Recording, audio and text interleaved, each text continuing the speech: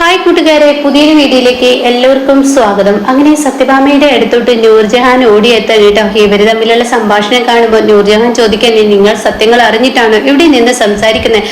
അത് കേട്ട ഉടനെ സത്യഭാമ ചോദിക്കുകയാണ്, എന്ത് സത്യം? അതെ, നമ്മുടെ വിഷ്ണുവേട്ടനെ സ്പിരിറ്റ് കേസിൽ പോലീസ് പിടിച്ചിരിക്കുന്നു, ഈശ്വര എന്നും പറഞ്ഞ് രാഘവൻ അങ്ങ് തളർന്നു വിടുമ്പോ ഉടൻ തന്നെ സത്യഭാമ ചോദിക്കാൻ, സത്യമാണോ? അതെ, ഇന്നലെ വിഷ്ണുവേട്ടൻ എന്റെ ബാപ്പയുടെ വണ്ടിയിൽ വരുമ്പോ അതിൽ സ്പിരിറ്റ് വെച്ചിരിക്കുന്നു, സ്പിരിറ്റ് കേസിൽ വിഷ്ണുവേട്ടനെ പിടിച്ചിരിക്കുന്നു എന്ന് പറഞ്ഞിട്ട് ഇത് കേട്ട ഉടനെ സത്യഭാമ ചോദിക്കണം, എന്നിട്ട് എന്റെ കുഞ്ഞിപ്പോ എവിടെയാണ്? കമലനെയാണ് പിടിച്ചിരിക്കുന്നത്. വിഷ്ണുവേട്ടൻ ഓടി രക്ഷപ്പെട്ടു. അയ്യോ, എന്റെ മോനെ വിളിച്ചിട്ട് കിട്ടുന്നില്ലല്ലോ ഈശ്വര, എന്തൊരു ദുർവിധിയാണ് എനിക്ക്, എന്തൊരു ബുദ്ധിമുട്ടാണ് എന്നൊക്കെ അങ്ങനെ പറയാൻ കേട്ടോ. ഈ സമയം രാഘവൻ അങ്ങനെങ്കിലോ തളർന്നു വീടുമോ നൂർജഹാൻ പറയുന്നുണ്ട്, പേടിക്കണ്ട, വിഷ്ണുവേട്ടനെ വാപ്പ സംരക്ഷിച്ചോളൂ, നിങ്ങൾ പേടിക്കണ്ട എന്ന് പറയുന്നുണ്ട് കേട്ടോ. ഇതേ സമയം സത്യഭാമയാണെങ്കിലും ഇനി ഞാൻ എന്ത് ചെയ്യും? പഴയ സത്യഭാമയല്ല, പണവും പ്രതാപവും പ്രൗഢിയും ഒന്നും ഇല്ലാത്ത സത്യഭാമ ആയതുകൊണ്ട് തന്നെ എന്റെ വാക്കുകൾക്ക് പുല്ല് വിലയായിരിക്കും, എന്റെ കുഞ്ഞിനെ ആര് രക്ഷിക്കും എന്നൊക്കെ ഇങ്ങനെ പറയുമ്പോൾ ഉടൻ തന്നെ രാഘവൻ പറയണേ, നിന്റെ കുഞ്ഞിനെ രക്ഷിക്കാൻ അവൾ എത്തും, എന്റെ മകൻ ഉറപ്പായും എന്റെ മുന്നിലോട്ട് വരും, അവൾ വെറുതെ ഇരിക്കില്ല എന്ന് പറഞ്ഞിട്ട് അപ്പോഴും സത്യഭാമക്ക് പുച്ഛമാണ് തോന്നുന്നത്.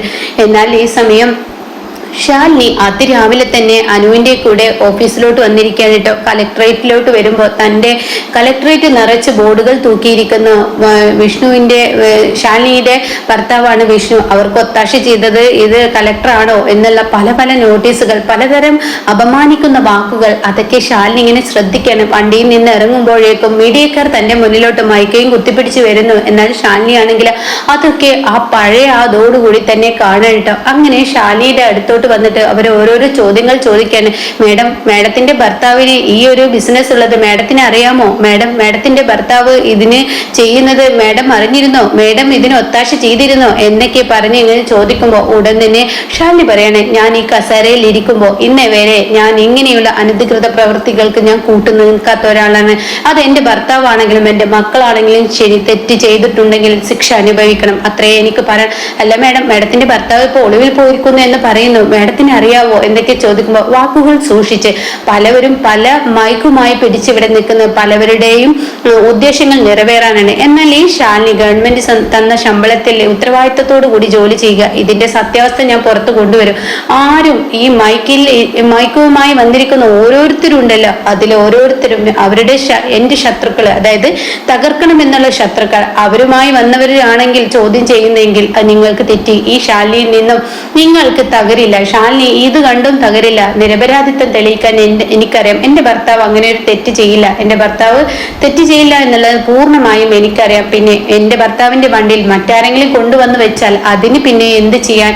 ആ നിരപരാധിത്വമാണ് എനിക്ക് തെളിയിക്കേണ്ടത്, അത് തെളിയിക്കുക. അപ്പൊ മേഡം അറിഞ്ഞിട്ടാണോ മേഡത്തിന്റെ ഭർത്താവ് ഒളിവിൽ പോയിരിക്കുന്നത്? അതിനെ കുറിച്ചൊന്നും എനിക്കും അറിയില്ല. ഞാനും ഇപ്പൊ ഈ ന്യൂസ് കണ്ട ഷോക്കിലാണ്. എന്റെ ഭർത്താവിന്റെ നിരപരാധിത്വം തെളിയിക്കണം, അതെനിക്ക് തെളിയിക്കുക തന്നെ വേണം. ഞാൻ അറിയുന്ന ഭർത്താവ് ഇത് ചെയ്യില്ല. അപ്പൊ മേഡം എന്താ പറഞ്ഞു വരുന്നത്? വിഷ്ണു ഇത് ചെയ്തിട്ടില്ലെന്നാണോ? മേഡത്തിന്റെ ഭർത്താവ് ഇത് ചെയ്യില്ലെന്നാണോ? തീർച്ചയായും ഇത് ചെയ്യില്ല. ഇതാരോ എന്റെ ഭർത്താവിനെയും എന്നെയും കുരിക്കാൻ വേണ്ടി ചെയ്തതാണ് എന്നുള്ള സത്യം വെളിപ്പെടുത്താൻ കേട്ടോ. ഇതങ്ങ് കേൾക്കുമ്പോ അവർക്ക് പ്രത്യേകിച്ച് ഒരു മറുപടി പറയാനില്ല. അപ്പൊ വീണ്ടും വീണ്ടും അതില് ചന്ദ്രബോസ് അയച്ച ആളുകൾ ശാലിനിയെ മനഃപൂർവ്വം കുത്തിവേദനിപ്പിക്കാൻ വേണ്ടി വീണ്ടും വീണ്ടും എത്തുന്നുണ്ട്. ആ സമയം ശാലിനി ഇനി കൂടുതലായൊന്നും പറയുന്നില്ല, ഇതിന്റെ അന്വേഷണം ഞാൻ ഉത്തരവിട്ടിട്ടുണ്ട്, ഇതിന്റെ കാര്യമായ അന്വേഷണം എന്ന് പറയുന്നത് മാഡത്തിന്റെ ഭർത്താവിനെ ഇതിൽ സപ്പോർട്ട് ചെയ്യുകയാണ് ചെയ്യുന്നത്, അതൊക്കെ വഴി അറിയാമെന്നും പറഞ്ഞ് ശാലിനി അവിടെ നിന്ന് പോകുന്നു കേട്ടോ. ഈ സമയം CI ചന്ദ്രൻ ബോസ് ഈ മീഡിയക്കാർക്ക് വിളിക്കാൻ, എന്തായി കാര്യങ്ങൾ, അവൾക്ക് ആട്ടമുണ്ടോ, അവളെ പേടിച്ചിട്ടുണ്ടോ എന്ന് ചോദിക്കുമ്പോ മാഡം വിചാരിക്കുന്നത് പോലെയൊന്നല്ല എന്ന് സുസ്മിതയുടെ ചന്ദ്രബോസിനോടും പറയണേ. അവര് എന്ത് വന്നാലും അവര് കുലുങ്ങിയിട്ടില്ല, അവർക്ക് അത് യാതൊരു വിഷയവുമല്ല, അവര് ഇതൊക്കെ തരണം ചെയ്യുന്ന പറയട്ടോ. ഇത് കേൾക്കുന്ന സുസ്മിത ചന്ദ്രബോസിനോട് പറയണം, ഇനി എന്ത് ചെയ്യും? അവള് ഈ കസേരയിൽ നിന്ന് അവളുടെ കസേരയ്ക്ക് ആട്ടം വന്നിട്ടില്ലെങ്കിൽ തീർച്ചയായും ഇനി നമ്മൾ എന്ത് ചെയ്യും? നമ്മൾ ഇതിൽ ഉണ്ടെന്ന് തെളിയിക്കാൻ കഴിയുമോ? അതിനൊന്നും തെളിവുകൾ ഞാനൊന്നും എടുത്തു വെച്ചിട്ടില്ല എന്ന് ചന്ദ്രബോസ് പറയാനേട്ടോ. അതിനൊക്കെ നമുക്ക് വഴിയുണ്ടാക്കാം. ഇത് അവള് തന്നെ, അവൾ ആ കസേരയിൽ ഇരിക്കണ്ട എന്ന് തന്നെ ജനങ്ങൾ പറയുമ്പോൾ അവൾക്ക് ഇറങ്ങി പോകേണ്ടി വരും, അവൾ തന്നെ രാജിവെച്ച് പോകും എന്നൊക്കെയാണ് കേട്ടോ പറയുന്നത്. പ്രതീക്ഷകൾക്ക് അപ്പുറത്താണ് ഇനി സംഭവിക്കാൻ പോകുന്നത്. എന്നാൽ വിഷ്ണുവിനെ രക്ഷിച്ചിരിക്കുന്നത് സുബേർക്കയാണ്. സുബേർക്കയുടെ വേറൊരു ആൾതാമസമില്ലാത്ത ഒരു ആശ്രമം ഉണ്ടാവും, അവിടെ അങ്ങോട്ടേക്ക് കൊണ്ടുപോയിട്ടുണ്ടാവും വിഷ്ണുവിനെ. അങ്ങനെ സുബേർക്ക ഇങ്ങനെ നിൽക്കാണ്, മോനെ നീ ഇങ്ങ് കയറി വാ എന്ന് പറയുമ്പോൾ വിഷ്ണു കയറി വരുന്നുണ്ട് കേട്ടോ. അപ്പൊ ഉടൻ തന്നെ സുബേർക്ക് ചോദിക്കാണ്, വിഷ്ണു നീ എവിടെയായി, നീ അറിഞ്ഞിരുന്നോ നിന്റെ ഈ ഒരു ഇതിൽ സ്പിരിറ്റ് കയറ്റുന്നത്? ഇല്ല, ഞാൻ അറിഞ്ഞിട്ടില്ല. അപ്പോ എങ്ങനെയാണ് ഇത് നിന്റെ വണ്ടിയിൽ വന്നത്? നീ എവിടെയെങ്കിലും വരുന്ന വഴിക്ക് നിർത്തിയിരുന്നു എന്നൊക്കെ ചോദിക്കുമ്പോൾ ഞങ്ങൾ കുറച്ചു നേരം ഒന്ന് വിശ്രമിക്കാൻ വേണ്ടി ഒരു സ്ഥലത്ത് നിർത്തിയിരുന്നു, ആ സമയം നിന്റെ വണ്ടിയിൽ കയറ്റിയിരിക്കുന്നത്. നിന്റെ നിരപരാധിത്വം തെളിക്കാൻ ഞാൻ ഏത് വഴിയും നോക്കും എന്ന് സുബൈർക്ക് പറയുന്നുണ്ട് കേട്ടോ. നീ ഇവിടെ സേഫ് ആണ്, നീ ഇവിടെ തന്നെ ഇരിക്കുകയെന്ന് പറയണേ. എന്തായാലും സുബൈർക്ക് ചെയ്യേണ്ടത് എന്റെ ഭാര്യയുടെ കസേര അത് ഇല്ലാതാക്കാൻ വേണ്ടിയാണ്, എന്റെ ഭാര്യയുടെ ജോലി കളയാൻ വേണ്ടിയാണ് ഇതൊക്കെ ചെയ്തിരിക്കുന്നത്. സുബൈർക്ക് എങ്ങനെയെങ്കിലും ശാലിനിയെ ചെന്ന് കണ്ട് എനിക്ക് കുഴപ്പമൊന്നുമില്ല, ഞാൻ സേഫായ കരങ്ങളിലാണെന്ന് വിവരം അറിയിക്കണം എന്ന് സുബൈർക്കാട് പറയുന്നുണ്ട് കേട്ടോ. ഇതേ സമയം സത്യഭാമയാണെങ്കിലോ ആകെ തകർന്നു പോവാണ്. ഇനി എന്റെ കുഞ്ഞിനെ രക്ഷിക്കാൻ ആര് എന്നിങ്ങനെ സത്യഭാമ പറയുന്നുണ്ട്.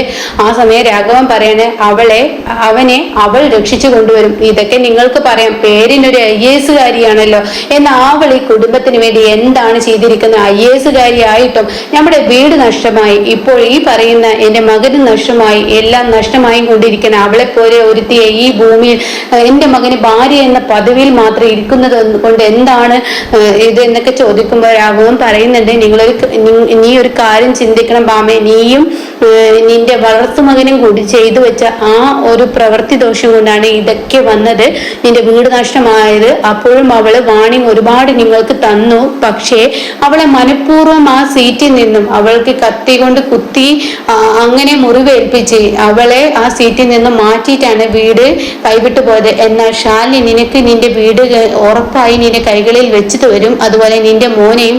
അതൊക്കെ നിങ്ങൾ കാണുന്ന ദുസ്വപ്നം അല്ലാതെ യാഥാർത്ഥ്യമാവുന്നതല്ല എന്നൊക്കെ പറഞ്ഞിട്ട് സത്യഭാമ അപ്പോഴും വൃത്തികെട്ട സംസാരം സംസാരിക്കാനായിട്ടാ.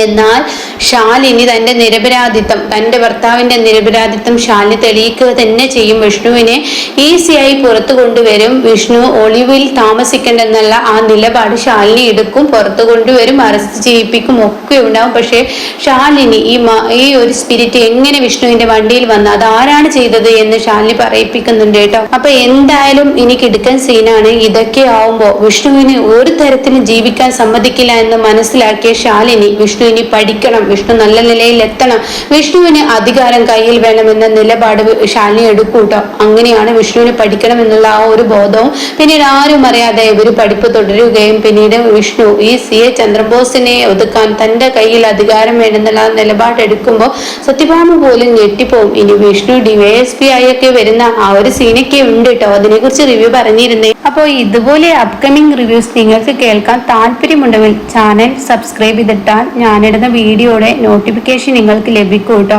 അപ്പോൾ ചെറിയ ചെറിയ ചേഞ്ചസ് ഒക്കെ കഥയിൽ വന്നേക്കാം. ഇത് റീമേക്കിലെ സ്റ്റോറിയാണ് പറയുന്നത്.